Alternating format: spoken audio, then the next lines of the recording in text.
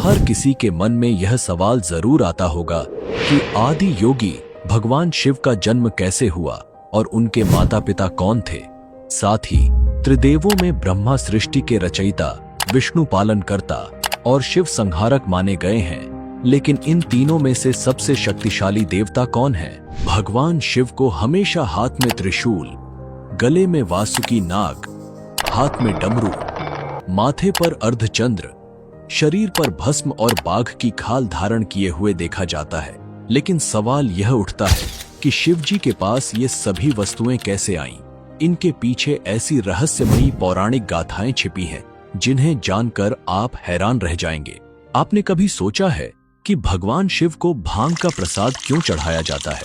आखिर इसके पीछे कौन सा रहस्य छिपा है और महाशिवरात्रि का पर्व क्यों मनाया जाता है? इस वीडियो में हम आपको इन गूढ़ रहस्यों के बारे में विस्तार से बताएंगे। और सबसे चौंकाने वाली बात, कहा जाता है कि भगवान शिव आज भी कैलाश पर्वत पर अपने परिवार के साथ निवास करते हैं, लेकिन आज तक कोई भी व्यक्ति, चाहे कितनी भी तकनीक क्यों न हो, कैलाश पर्वत पर नहीं चढ़ पाया। ऐसा कौन सा रहस्य है जो मानव को इस पर्वत की चोटी तक पहुंचने से रोकता है? और समय आया सृष्टि के सृजन का, लेकिन तब ऐसी कौन सी वजह थी कि भगवान शिव को अर्धनारीश्वर रूप धारण कर ब्रह्मा जी की सहायता करनी पड़ी? आखिर क्या था वह दिव्य रहस्य जो महादेव को अपने स्वरूप को दो भागों में विभाजित करने पर मजबूर कर दिया? नागेंद्रहाराय त्रिलोचनाय भस्मांगरागाय महेश्वराय नित्याय शुद्धाय दिगंबराय तस्मै नकाराय नमः शिवाय। अपने गले में नाग धारण करने वाले, जिनके 3 नेत्र हैं, जो अपने शरीर पर भभूत लगाते हैं, और महादेव भगवान शिव, जिन्हें राम भी पूजते हैं और रावण भी, जो अंत भी हैं और अनंत भी, जिनकी शक्ति से जुड़ी अनेक कहानियां आज भी रहस्य हैं। क्योंकि आज हम बात करने वाले हैं आदि योगी भगवान शिव के उन रहस्यों की जिन्हें बहुत कम लोग जानते हैं।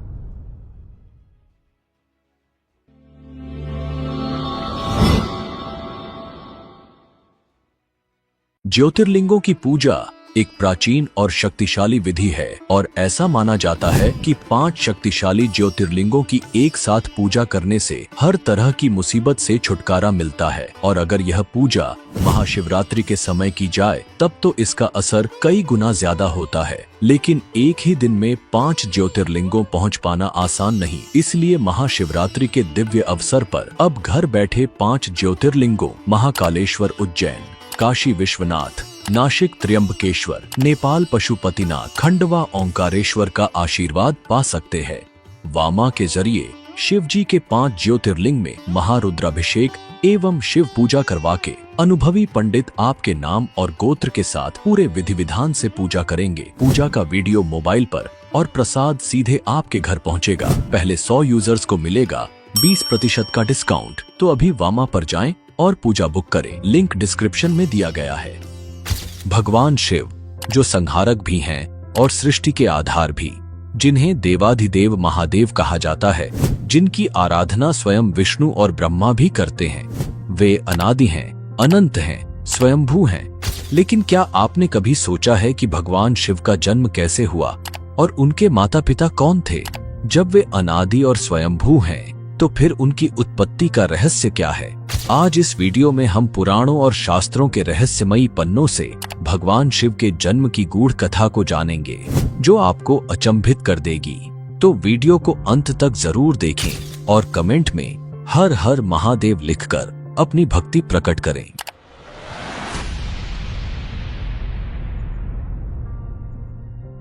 शिव पुराण के अनुसार भगवान शिव स्वयंभू हैं, जिसका अर्थ है कि उनका जन्म स्वयं ही हुआ था। यानी इससे एक बात तो साबित होती है कि भगवान शिव के ना ही कोई पिता हैं और ना ही कोई माता। वे सृष्टि से पहले भी थे और सृष्टि के अंत के बाद भी रहेंगे। यही कारण है कि वे पंच तत्वों से भी परे हैं, अमर हैं और काल के भी स्वामी हैं। लेकिन यदि शिव जी का जन्म नहीं हुआ तो फिर वे प्रकट कैसे हुए? इसके उत्तर में विभिन्न पुराणों में अलग अलग कथाएं मिलती हैं। विष्णु पुराण के अनुसार भगवान विष्णु के मस्तक से उत्पन्न तेज के कारण भगवान शिव प्रकट हुए। कहा जाता है कि जब सृष्टि की रचना नहीं हुई थी तब संपूर्ण ब्रह्मांड जलमग्न था। उस समय केवल भगवान विष्णु ही शेषनाग पर योग निद्रा में लेटे हुए थे। जब उनके माथे से तेज प्रकट हुआ तो उससे भगवान शिव का जन्म हुआ। इसी तरह भगवान विष्णु की नाभि से कमल प्रकट हुआ और उस कमल से ब्रह्मा जी का जन्म हुआ। लेकिन शिव पुराण में इस कथा का एक दूसरा रूप मिलता है।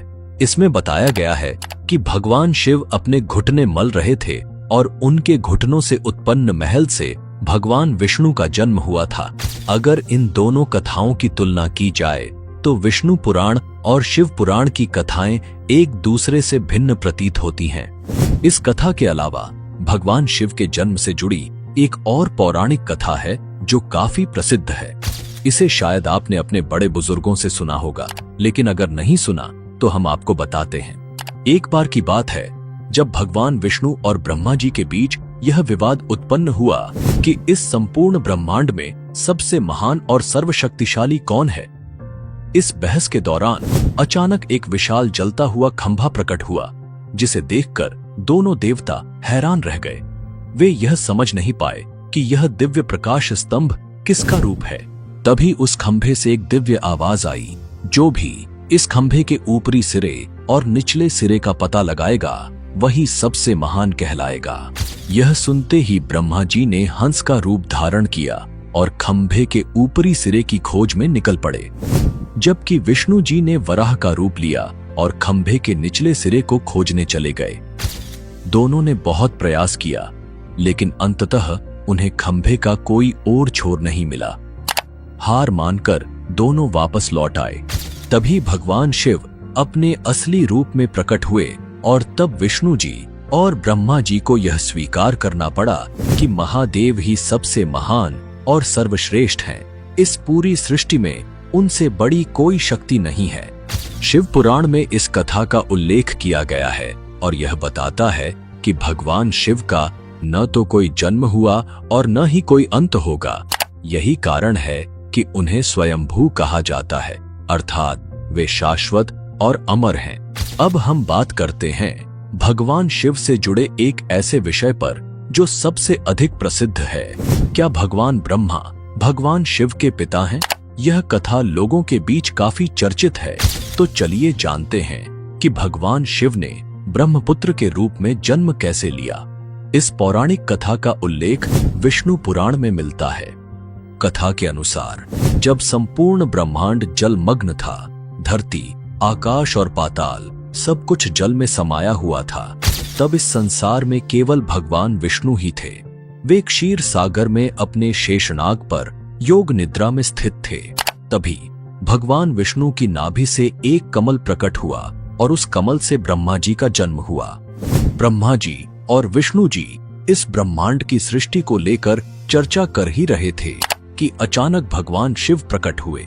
लेकिन जब ब्रह्मा जी ने उन्हें पहचानने से इनकार कर दिया तो भगवान शिव नाराज हो गए और अंतर्ध्यान हो गए। भगवान विष्णु ने अपनी दिव्य दृष्टि से ब्रह्मा जी को उनकी भूल का एहसास कराया, जिसके बाद ब्रह्मा जी ने भगवान शिव से क्षमा मांगी और उनसे प्रार्थना की कि वे उनके पुत्र रूप में जन्म लें। भगवान शिव ने ब्रह्मा जी की प्रार्थना स्वीकार कर ली और जब ब्रह्मा जी ने सृष्टि की रचना प्रारंभ की तो उन्हें एक संतान की आवश्यकता महसूस हुई। उसी समय भगवान शिव का वरदान उन्हें याद आया। ब्रह्मा जी ने कठोर तपस्या की, जिससे प्रसन्न होकर भगवान शिव एक बालक के रूप में उनकी गोद में प्रकट हुए। यह भगवान शिव का एकमात्र बाल्य रूप था। जब ब्रह्मा जी ने बालक शिव से उनका नाम पूछा तो शिव रो रहे थे। तब ब्रह्मा जी ने उनका नाम रुद्र रखा, जिसका अर्थ होता है रुदन करने वाला। लेकिन इसके बावजूद भी बालक शिव शांत नहीं हुए, इसीलिए ब्रह्मा जी ने उन्हें दूसरा नाम दिया। फिर भी वे चुप नहीं हुए। अंततः उन्हें शांत करने के लिए ब्रह्मा जी ने भगवान शिव को 108 नाम प्रदान किए। तो यह थी भगवान शिव के जन्म से जुड़ी रहस्यमयी कथा, जो यह दर्शाती है कि वे स्वयंभू हैं, अर्थात उनका कोई जन्म नहीं हुआ, वे अनादि और अनंत हैं। दोस्तों, आपको क्या लगता है, भगवान शिव का जन्म हुआ था या वे स्वयंभू हैं? इस रहस्य पर आपकी क्या राय है? कमेंट में अपना तर्क लिखें और देखते हैं कि कौन सबसे श्रेष्ठ और तर्कसंगत उत्तर देता है। सबसे श्रेष्ठ और तार्किक उत्तर को पिन किया जाएगा। अब बात करते हैं भगवान शिव के गले में विराजमान नाग के बारे में, जो महादेव के पास कैसे आया और इसकी पौराणिक कथा क्या है।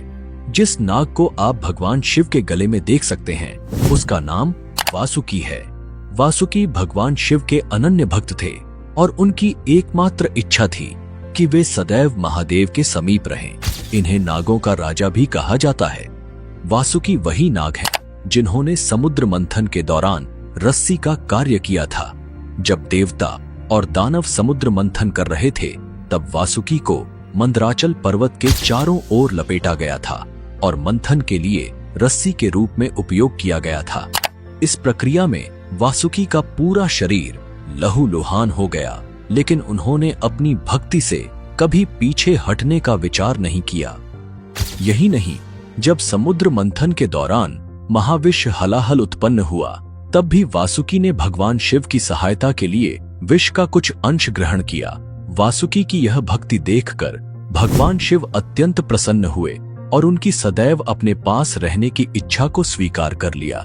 इसी कारण भगवान शिव ने वासुकी को अपने गले में धारण कर लिया और तभी से वासुकी अमर हो गए। धार्मिक मान्यताओं के अनुसार समुद्र मंथन के अलावा नागराज वासुकी का वर्णन एक अन्य महत्वपूर्ण घटना में भी मिलता है। किंवदंतियों के अनुसार जब भगवान श्री कृष्ण का जन्म हुआ, तो वासुदेव जी उन्हें कंस की जेल से निकालकर गोकुल ले जा रहे थे। रात के अंधकार में जब वासुदेव यमुना पार कर रहे थे, तब अचानक एक भयानक तूफान आ गया।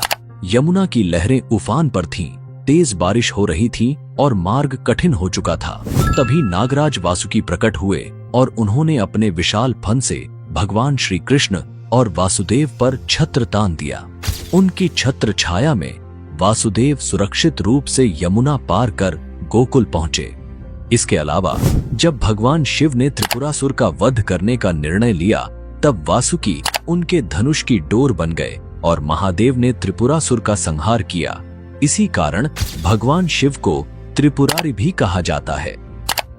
अगर आप हमारे चैनल पर पहली बार आए हैं, तो इसे सब्सक्राइब करना न भूलें और वीडियो को लाइक जरूर करें, क्योंकि ये आपके लिए सिर्फ 1 सेकंड का काम है, लेकिन इससे हमारी टीम को बहुत बड़ा सपोर्ट मिलता है।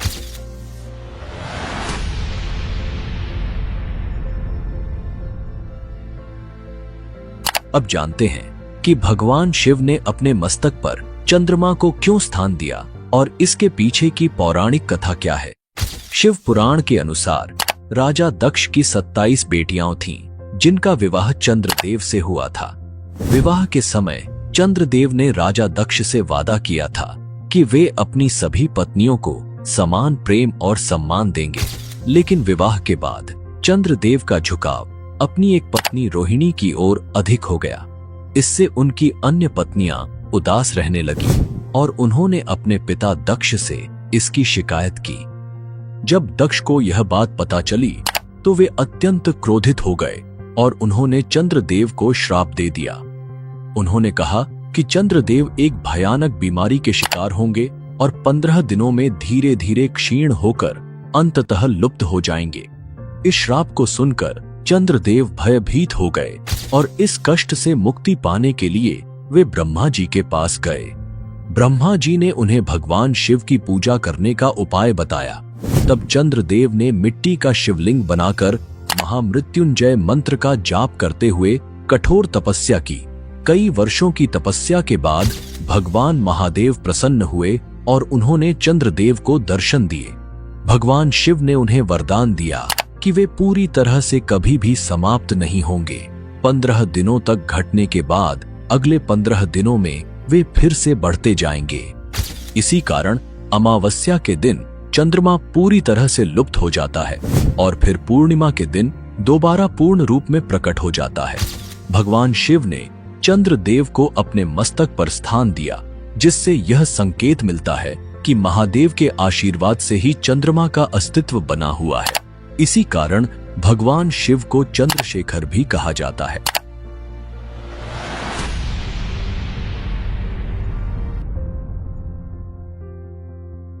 शिव पुराण के अनुसार भगवान शिव पूरे शरीर पर भस्म धारण करते हैं। यह कोई नई बात नहीं है कि महादेव का संबंध भस्म से गहरा जुड़ा हुआ है। दरअसल इसके पीछे एक प्राचीन कथा है जिसे शिव पुराण में विस्तार से बताया गया है। बहुत समय पहले एक महान ऋषि थे जिनका नाम प्रणाद था। वे वर्षों तक जंगल में कठोर साधना कर रहे थे। इस दौरान उन्होंने सिर्फ पत्ते और फल खाकर जीवन व्यतीत किया।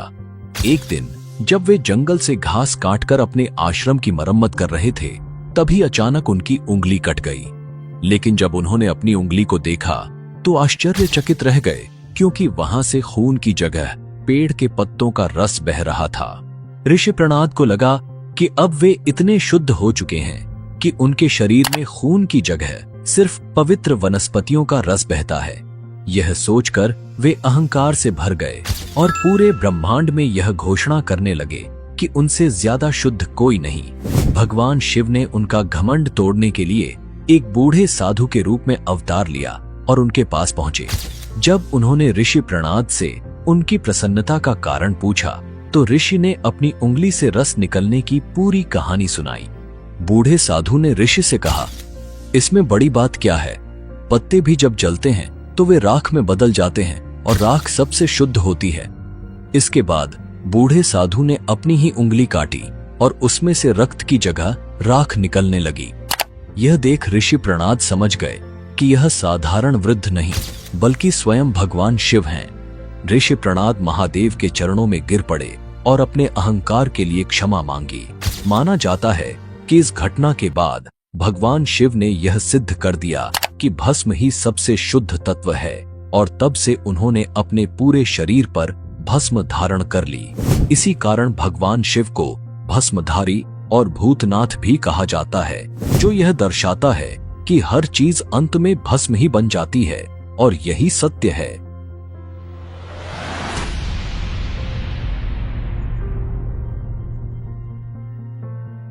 अब बात करते हैं भगवान शिव के त्रिशूल के रहस्य के बारे में। पौराणिक कथाओं के अनुसार त्रिशूल का निर्माण स्वयं भगवान शिव ने किया था, लेकिन यह हमेशा से उनके पास नहीं था। भगवान विश्वकर्मा ने यह दिव्य अस्त्र भगवान शिव को उपहार में दिया था। माना जाता है कि सूर्य देव ने भगवान विश्वकर्मा की पुत्री संजना से विवाह किया, लेकिन विवाह के बाद संजना सूर्य देव की तीव्र गर्मी और अत्यधिक तेज को सहन नहीं कर पा रही थी। उन्होंने अपने पिता भगवान विश्वकर्मा से इस समस्या का समाधान निकालने की प्रार्थना की। भगवान विश्वकर्मा ने सूर्य देव को अपनी गर्मी कम करने के लिए मनाया। सूर्य देव ने अपनी शक्ति का 1/4 भाग अपने पास रखा और बाकी धरती पर छोड़ दिया, लेकिन यह ऊर्जा इतनी तीव्र और विनाशकारी थी कि इससे पूरी धरती जल सकती थी और फट भी सकती थी।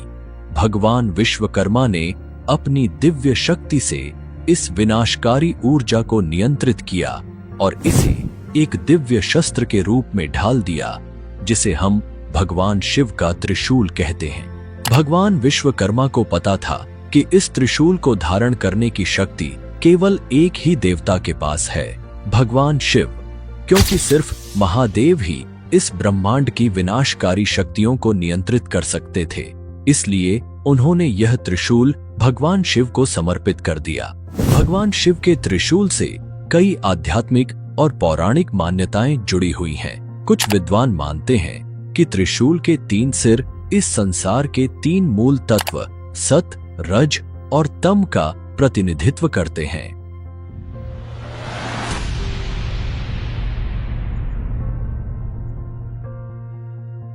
अब बात करते हैं भगवान शिव के डमरू के रहस्य के बारे में।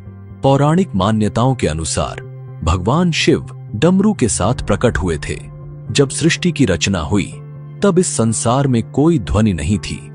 जब माता सरस्वती प्रकट हुई तो सृष्टि में ध्वनि का संचार हुआ, लेकिन यह स्वर और ताल के बिना थी, जिससे संगीत में कोई लयबद्धता नहीं थी। तब भगवान शिव ने नृत्य करते हुए अपने डमरू को 14 बार बजाया। डमरू की ध्वनि से व्याकरण, संगीत के छंद और ताल उत्पन्न हुए। इस ध्वनि से ही संसार में चंचलता और ऊर्जा का संचार हुआ। मान्यता है कि जब भगवान शिव अपने डमरू को बजाकर तांडव नृत्य करते हैं तो प्रकृति में एक नई ऊर्जा का संचार होता है।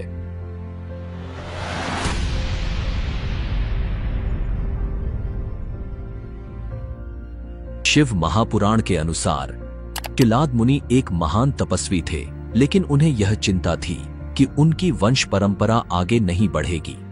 उन्होंने कठोर तपस्या कर भगवान शिव को प्रसन्न किया और उनसे यह वरदान मांगा कि उन्हें एक ऐसा पुत्र प्राप्त हो जो जन्म और मृत्यु के चक्र से मुक्त हो। भगवान शिव उनकी तपस्या से प्रसन्न हुए और उन्हें वरदान दिया कि वे स्वयं उनके पुत्र रूप में जन्म लेंगे। कुछ समय बाद शिलाद मुनि को एक बालक प्राप्त हुआ जिसका नाम उन्होंने नंदी रखा। यह बालक जन्म से ही दिव्य शक्तियों से युक्त था और महान विद्वान बना। जब नंदी को ज्ञात हुआ कि संसार में मृत्यु अटल है तो वे अत्यंत दुखी हुए। तब शिलाद मुनि ने उन्हें भगवान शिव की आराधना करने की सलाह दी। नंदी ने कठोर तपस्या की जिससे प्रसन्न होकर भगवान शिव ने उन्हें अपना अनन्य भक्त और अपने गणों का अधिपति बना लिया। भगवान शिव ने नंदी को अमरत्व का वरदान दिया और उन्हें अपना वाहन बनाया। इसके साथ ही शिवजी ने घोषणा की कि जहां भी नंदी की पूजा होगी वहां उनकी भी आराधना की जाएगी। यही कारण है कि हर शिव मंदिर में नंदी की मूर्ति भगवान शिव के समक्ष विराजमान होती है। नंदी के विवाह की भी एक कथा है। भगवान शिव ने मरुतों की पुत्री सुयशा से नंदी का विवाह करवाया था।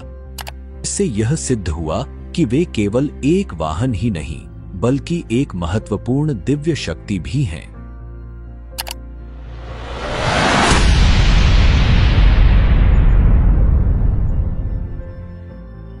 अब जानते हैं भगवान शिव को भांग का प्रसाद क्यों चढ़ाया जाता है।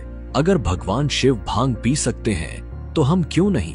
यह सवाल वाराणसी की गलियों और घाटों में अक्सर गूंजता है। इसकी वजह एक मान्यता है जिसके अनुसार भगवान शिव भांग का सेवन करते थे।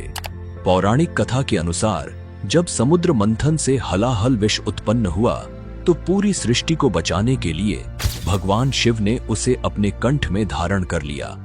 लेकिन हलाहल इतना प्रचंड था कि इसके प्रभाव से उनके गले में भयंकर जलन होने लगी। तब माता पार्वती ने इस जलन को शांत करने के लिए उन्हें भांग अर्पित की। अथर्व वेद के अनुसार भांग के पत्तों में ऐसी औषधीय गुण होते हैं जो शरीर में ठंडक उत्पन्न करते हैं। यही कारण है कि शिवजी ने पहली बार इसका सेवन किया था।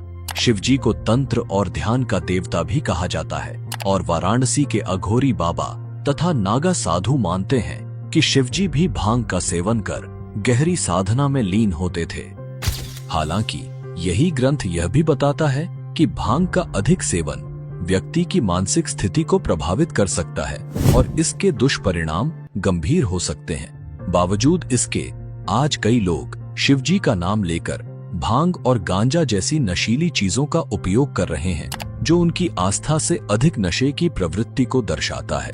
शिवजी की उपासना आत्मिक शुद्धि और ध्यान के लिए होती है, न कि नशे के लिए।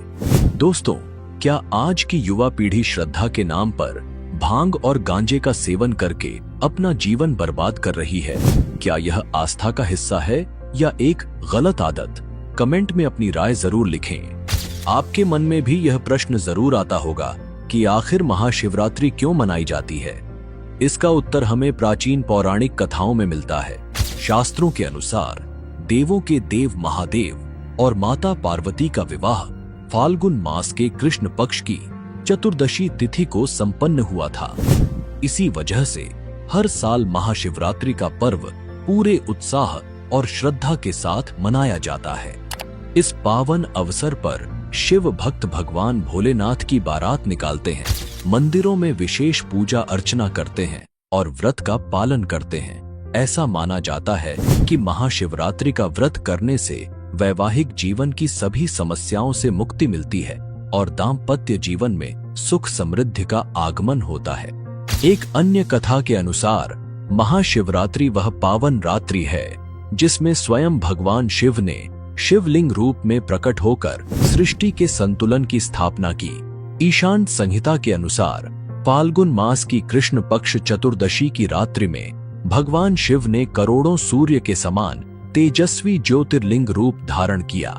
इस दिव्य शिवलिंग की पहली पूजा स्वयं ब्रह्मा और विष्णु ने महानिशा काल में की थी। तभी से महाशिवरात्रि के दिन रात्रि में शिवलिंग की विशेष पूजा करने का महत्व बताया गया है। इस दिन भगवान शिव की उपासना और रात्रि जागरण करने से भक्तों को मोक्ष, सुख, शांति और धन समृद्धि की प्राप्ति होती है।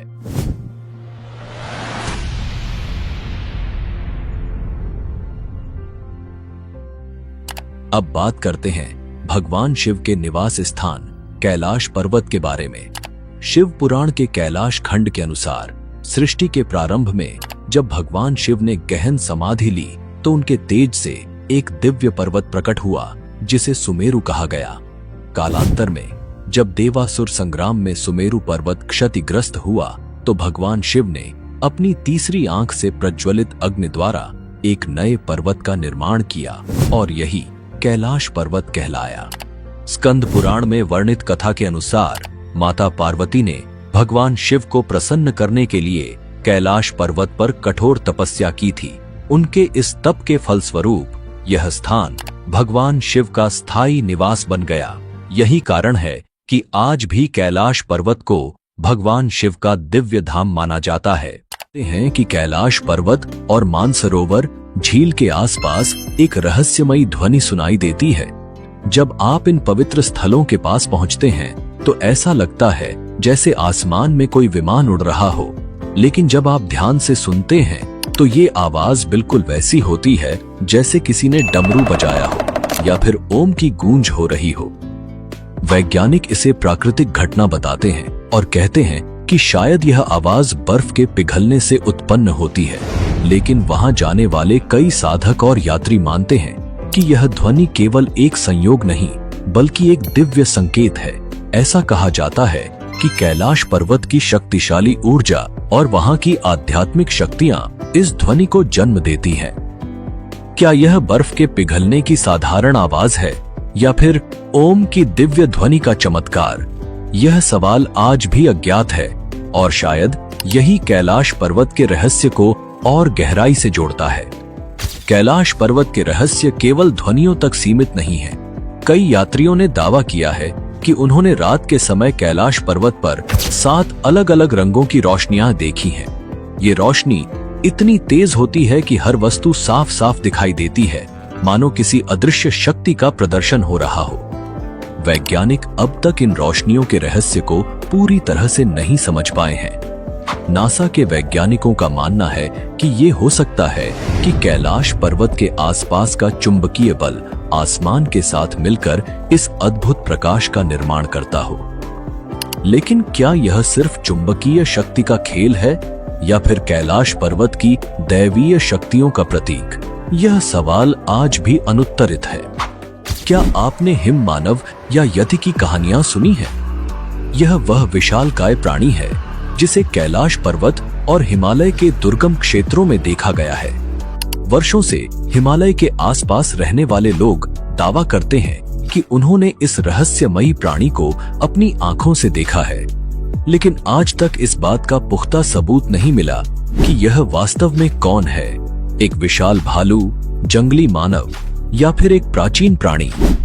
कई तिब्बती और नेपाली लोग मानते हैं कि यह हिम मानव कैलाश पर्वत के आसपास घूमता है। इसे यति कहा जाता है और इसके बारे में कई कहानियां प्रचलित हैं।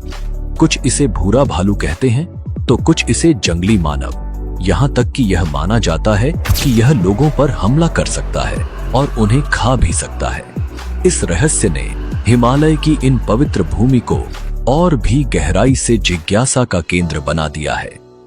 वैज्ञानिक भी इस बारे में शोध कर रहे हैं। कुछ शोधकर्ताओं का मानना है कि हिम मानव वास्तव में निएंडरथल मानव के अवशेष हो सकते हैं जो अब तक इन बर्फीले क्षेत्रों में जीवित हैं। हालांकि यह सिर्फ एक परिकल्पना है क्योंकि अब तक हिम मानव के शरीर या उसके जीवन के ठोस प्रमाण नहीं मिले हैं। विश्व भर के करीब 30 वैज्ञानिकों ने इस बात का दावा किया है कि हिमालय के बर्फीले इलाकों में हिम मानव मौजूद हो सकते हैं, लेकिन वे इसे साबित नहीं कर पाए। कैलाश पर्वत का एक और अद्भुत रहस्य है उसकी छाया से बनने वाले स्वस्तिक और ओम के चिन्ह। जैसे ही सूरज कैलाश पर्वत के पीछे डूबता है, पर्वत की छाया से स्वस्तिक का अद्भुत चिन्ह उभरता है। यह वही स्वस्तिक है जिसे हिंदू धर्म में शुभ और समृद्धि का प्रतीक माना जाता है। इस पवित्र प्रतीक को देखकर लगता है मानो भगवान शिव और सूर्य देव के बीच एक गहरा आध्यात्मिक संबंध प्रकट हो रहा हो। लेकिन यह केवल एक ही रहस्य नहीं है। जब कैलाश पर्वत पर बर्फ गिरती है तो दक्षिण दिशा से देखने पर बर्फ की संरचना से ओम का चिन्ह बनता है। यह वही ओम है जो हिंदू धर्म में परम वास्तविकता और आध्यात्मिक ज्ञान का प्रतीक माना जाता है। ओम पर्वत के रूप में दिखने वाला यह दृश्य दर्शकों को प्रकृति और आध्यात्मिकता के गहरे संबंध की याद दिलाता है और हमें यह समझने का अवसर देता है कि यह पर्वत कितना दिव्य और रहस्यमयी है। ये प्राकृतिक घटनाएं पीढ़ियों से लोगों को विस्मित करती आ रही हैं और कैलाश पर्वत के आध्यात्मिक महत्व को और भी गहरा बना देती है। ग्रंथों में कैलाश पर्वत को स्वर्ग की सीढ़ी कहा गया है। यह माना जाता है कि रावण ने इस पर्वत पर स्वर्ग तक पहुंचने के लिए सीढ़ी बनाई थी, परंतु यह केवल रावण की ही कथा नहीं है। वेदों के अनुसार कैलाश पर्वत पृथ्वी और स्वर्ग के बीच की एक पवित्र धुरी है जो उन्हें जोड़ती है। महाभारत में भी इसका उल्लेख मिलता है, जहां पांडव अपनी पत्नी द्रौपदी के साथ मोक्ष की प्राप्ति के लिए कैलाश पर्वत पर चढ़ते हैं। यात्रा के दौरान एक एक करके सभी पांडव गिरते गए, परंतु युधिष्ठिर अपने सच्चे धर्म और निष्कलंक जीवन के कारण स्वर्ग में प्रवेश करने में सक्षम रहे। कैलाश पर्वत को पूर्णता का प्रतीक माना जाता है। इसकी 4 ढलानें कंपास की 4 दिशाओं का प्रतिनिधित्व करती हैं। शिष्यों का विश्वास है कि यह पर्वत वास्तव में स्वर्ग का प्रवेश द्वार है। इसकी दिव्यता और पवित्रता से यह स्थान एक अद्वितीय आध्यात्मिक धरोहर बन जाता है। जब चीन ने देखा कि कोई इंसान कैलाश पर्वत पर चढ़ नहीं पा रहा है, तो उन्होंने एक साहसिक निर्णय लिया, कैलाश पर्वत की चोटी तक हेलीकॉप्टर भेजने का। हालांकि कैलाश पर्वत के ऊपर हेलीकॉप्टर और विमान उड़ाने की सख्त मनाही है, क्योंकि इस इलाके का मौसम अचानक खराब हो जाता है और कोई भी हवाई जहाज यहाँ लंबे समय तक टिक नहीं पाता। कई दिनों की मौसम रिसर्च के बाद चीन ने एक साफ दिन चुना और अपने हेलीकॉप्टर को कैलाश पर्वत की ओर रवाना किया।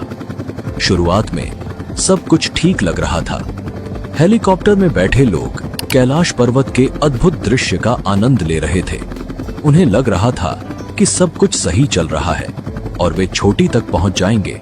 लेकिन जैसे ही उन्होंने थोड़ी और ऊंचाई हासिल की, माहौल में बदलाव आने लगे।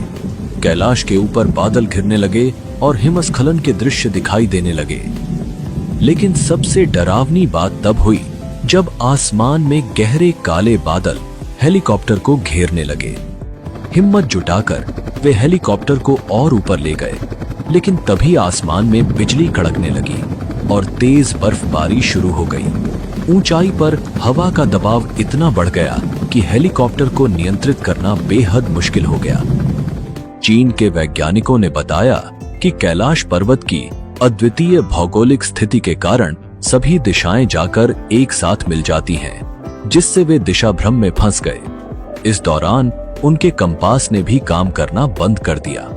अब उनके पास कोई विकल्प नहीं था और उन्होंने वापस नीचे लौटने का निर्णय लिया। धीरे धीरे वे नीचे आए।